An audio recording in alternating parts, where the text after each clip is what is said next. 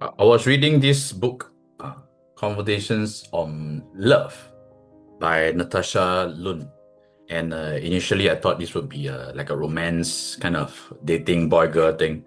But there's a lot of learnings that I pick up from this book about the relationship with oneself, which is a very big topic that we want to cover today, which I felt that it is neglected by a lot of men in these modern days right now, which is what is truly free from love.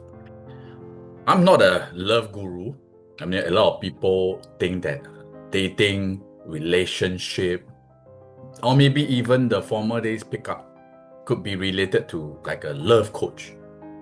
And it is completely wrong because what we learn today, the misconception about what this modern era of love and freedom from love, what does it truly means? It does not, because there are extreme ends of how people view, and of all the men that I've spoken to, either they are all full out in so-called love in their relationship, in their marriage, or they are completely detached from love, means single, celebrate, and they do not want to get involved in any women or relationship at all. And this is a very extreme case. This is wrong because the true freedom is not when you can love someone deeply. That is, you are able to love yourself without losing. Okay, I take away. You're able to be able to give love to someone without losing yourself to keep them. And let's go through a few points today. And this is a very deep topic, but I want to start us thinking to re-establish a healthy relationship with this freedom from love. What does it truly means? It is not about being cold or numb from people or ourselves, because the moment when we choose to cut off, to be cold or numb from people, we are actually detaching a part of ourselves. And in order to experience wholeness, we want to be able to feel fully, and to an extent that we don't collapse under these emotions. And that is where, when loving ourselves or loving someone becomes a choice, not because, like the saying goes, I can't live without you. I need you I need to love you to be okay. And this is a very re, intense misconception of how the relationship and the true freedom of love is. Because for us as powers of alignment, we practice wholeness with or without an intimate partner. And that for sure is a choice that we can choose to make in our life. Because second point that I want to talk about is the love versus being attached. So a genuine love encompasses us wholly. It expands us on a holistic level, even spiritual level. However, having a relationship or love that make us feel very attached and slave, it actually contracts us from being whole. So for genuine love to exist healthily, there must be a healthy exchange and a flow.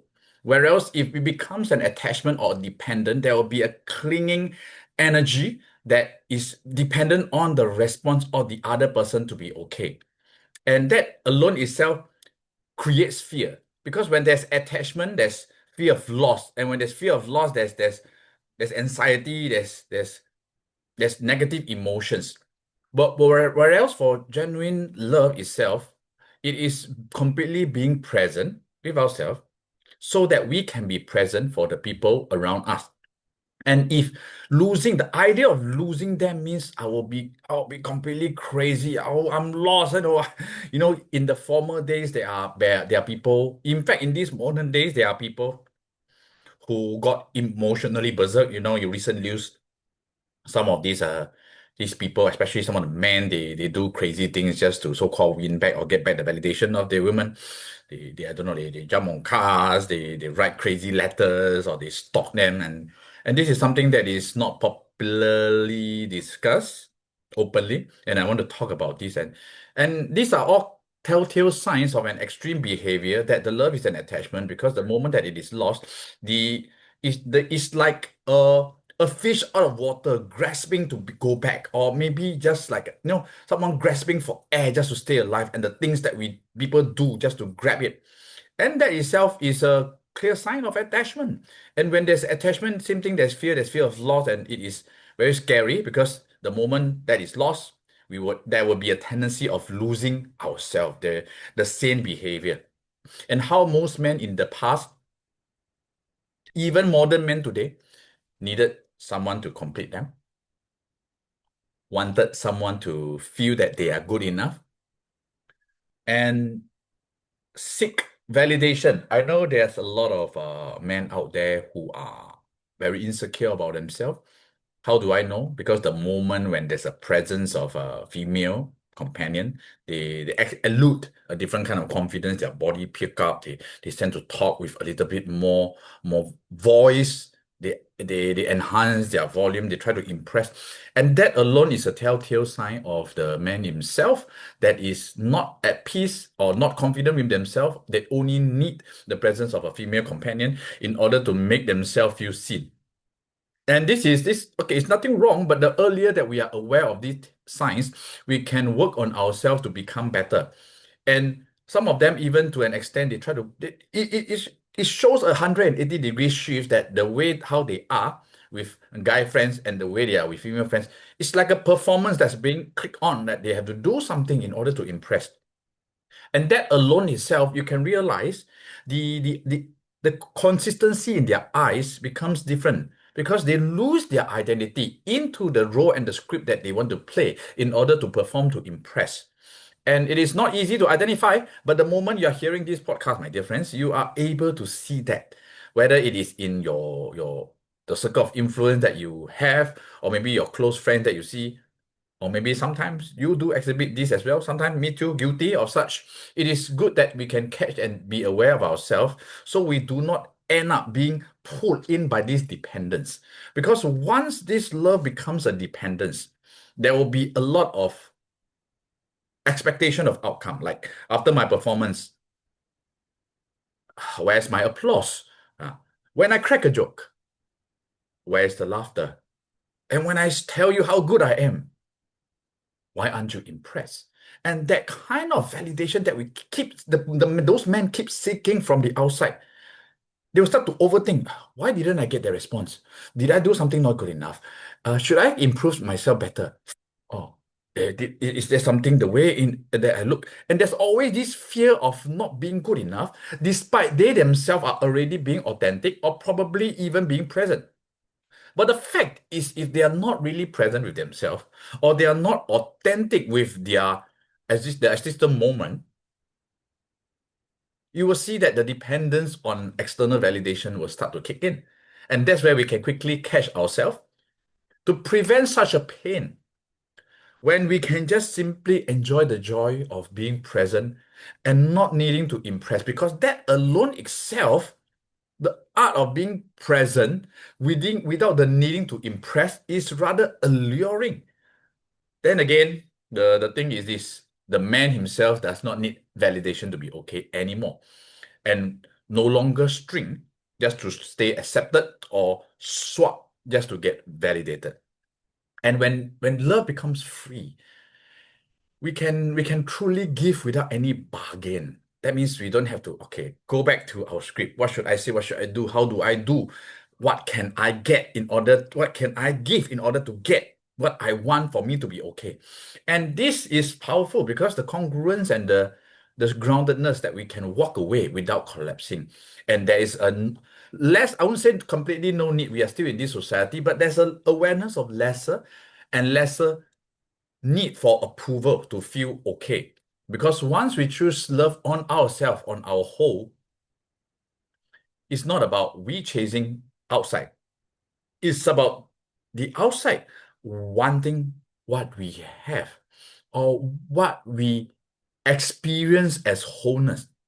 Because the question is, it's not about having more that makes a person complete. It is that alignment, that state of mind. Because once again, the peace is no longer dependent on the outside or hostage to another person's response. And I'll quote something like, love freedom is not about losing love. It is about losing the dependency on getting it.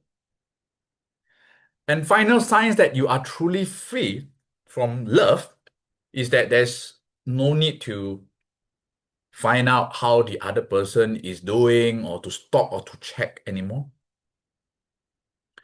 We no longer engage in any fantasies or rehearsed conversation of what if only, then I could. Sometimes relationships or the existence of none, there is no longer a need to crave for closure because it is what it is. The closure happens from within.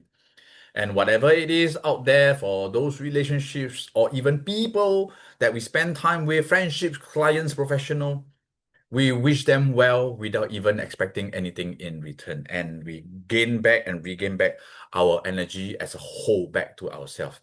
So how this feels clean? It feels clean. It does not crave. There's a air of fullness that we will once have, not from a space of emptiness that they need to pursue. And we don't disappear into that person's cup just to fill them up for us to be okay. And the choices becomes very clear because all these practical practices, as we end off today, we will not hold back any emotional charge dependent on other people. And the messaging when we want to message others to communicate rather than to get a response. It feels very freeing.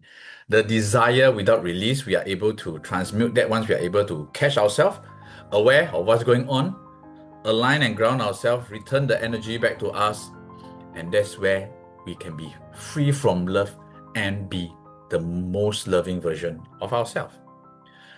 So old love would say, I need you. And the new version would say, I choose you. And the old love will say, you complete me. And the new love will say, I am complete with or without you. And this is the power of freedom from love. From today's podcast, Powers of Alignment. With that, I wish you all a happy festive season to come. Here we go. And I'll see you soon.